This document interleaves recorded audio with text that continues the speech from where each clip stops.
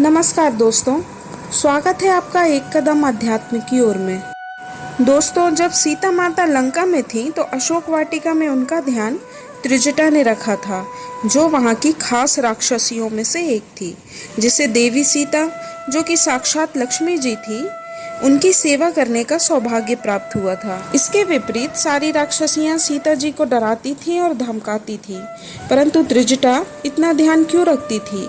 आइए जानते हैं त्रिजटा के बारे में कि वह कौन थी और उसका पिछला जन्म कैसा था।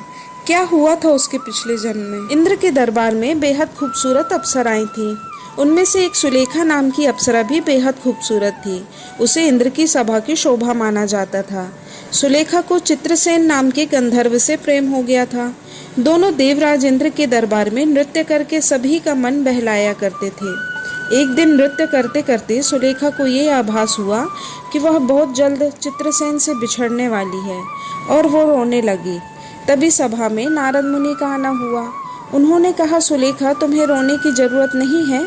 भविष्य में जो कुछ भी होगा उससे तुम्हारा भला ही होगा। सुलेखा ने उनसे पूछा, आखिर ऐसा क्या होने वाला है मुनिवर? मेरा मन बहुत घबरा रहा है। नारद मुनि ने कहा, भविष्य की बातें वर्तमान में नहीं की जाती, इसलिए तुम चिंता ना करो। इस बात ने सुलेखा के मन में और भी अधिक चिंता बढ़ा दी थी। एक दिन चित्रसेन सुलेखा को लेकर पृथ्वी लोक घूमने गया। वहाँ का वातावरण देखकर सुलेखा बहुत खुश हुई।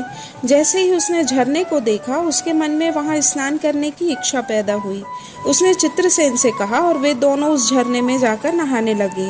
एक दूसरे पर पानी डालकर दोनों नदी में हंसी ठिठोली कर रहे थे। वहीं पास में ही एक चट्टान पर बैठकर ऋषि दुर्वासा तपस्या कर रहे थे।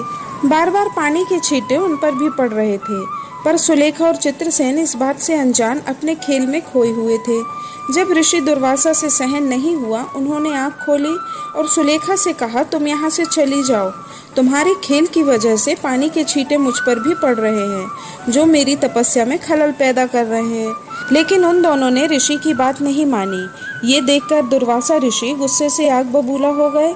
उन्होंने सुलेखा को ये श्राप दिया कि तुम बहुत जल्द ये सुंदर शरीर त्याग दोगी और इसके बाद तुम्हारा अगला जन्म राक्षस कुल में होगा। वहीं दूसरी तरफ माली नाम का एक राक्षस हुआ करता था, जिसकी पुत्री का नाम कंचुकेशी था।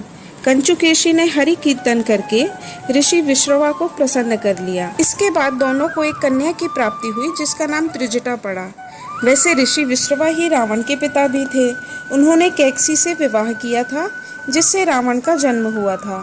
कई जगहों पर त्रिजटा को रावण की सौतेली बहन भी बताया जाता है और वहीं कई जगह पर त्रिजटा को विभीषण की बेटी भी बताया जाता है। ऋषि दुर्वासा के श्राप के कारण उसका जन्म राक्षस कुल में हुआ और उसे सीता माँ की सेवा करने का मौका मिला, परंतु यह श्राप उसके लिए वरदान से कम न था। रावण वध के बाद जब सीता वापस श्री राम के पास जा रही थी, तो त्रिजटा ने उन्हें बहुत अच्छे से सजाकर वापस भेजा था।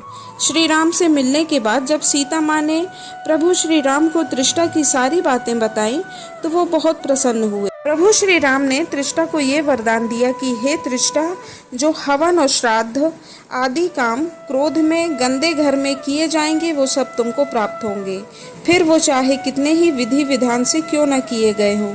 जिस श्राद्ध में बिना तिल के तर्पण किया जाएगा, जो बिना दक्षिणा के संपन्न होगा, वो सब भी तुम्ही को प्राप्त होगा। इसके अलावा भी प्रभु श्री राम ने त्रिजटा को कई सारे वरदान देकर उसे धन्य किया। इस तरह त्रिजटा ने पृथ्वी पर अपना समय पूरा किया। प्रभु श्री राम और माता सीता की कृपा प्राप्त करके वह वापस अपने लोक को चली गई। दोस्तों, यह कहानी आपको कैसी लगी, कृपया कमेंट करके ज़रूर बताएं। इस तरह की और भी वीडियो देखने के लिए मेरे चैनल को सब्सक्राइब करें।